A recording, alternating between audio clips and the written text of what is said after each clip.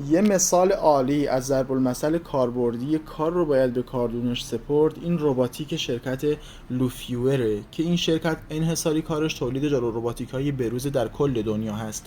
مدلی که واسه معرفی آوردم واسهتون S680 هست که همه ویژگی‌هایی که یه جارو رباتیک عالی باید داشته باشه رو داره. علاوه بر این 3-4 تا ویژگی خیلی مهم هم داره که رباتیک‌های دیگه ندارن. بریم با هم بررسی کنیم ببینیم ویژگی‌هاش. بریم برای آنباکسینگ دستگاه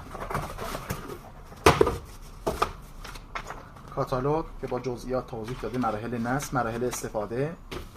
دو تا اپلیکیشن اندروید و iOS داره، برای تلفن همراه میتونید نصب کنید. اینجا هم توضیح داده مراحل نصبش رو. اینم از ظاهر فوق‌العاده زیبای رباتیک لوفیور.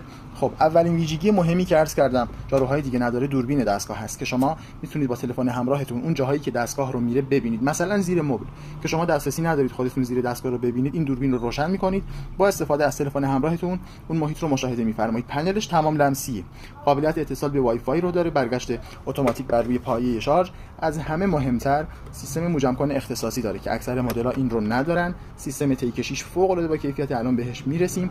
این از ظاهر کلی دستگاه. داره سنسورهای نوری،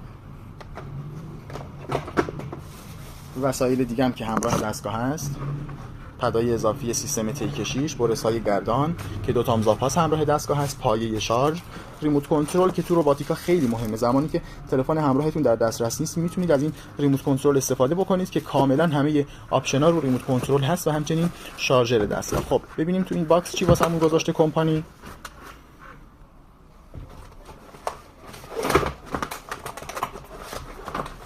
بله اینم از مخزن تیکشی دستگاه که شما میتونید داخل مخزن آب بریزید که اکثر مدل‌ها این قابلیت رو ندارن.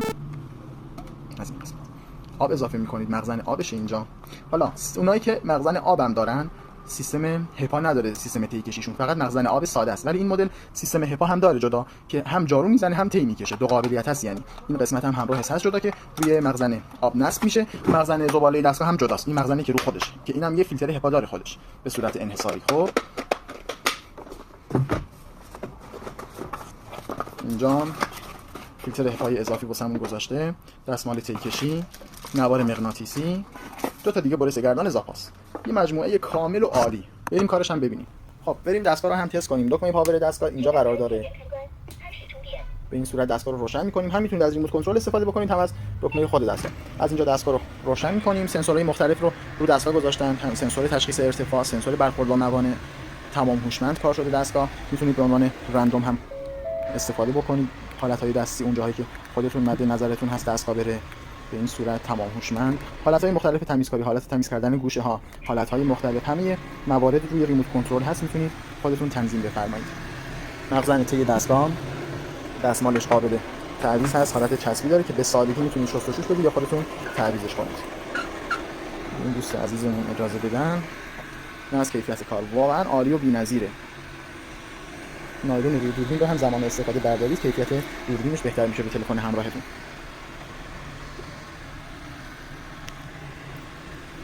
با هر بار شارژ 120 متر مربع رو جارو میزنه با کیفیتی واقعا بالا و عالی.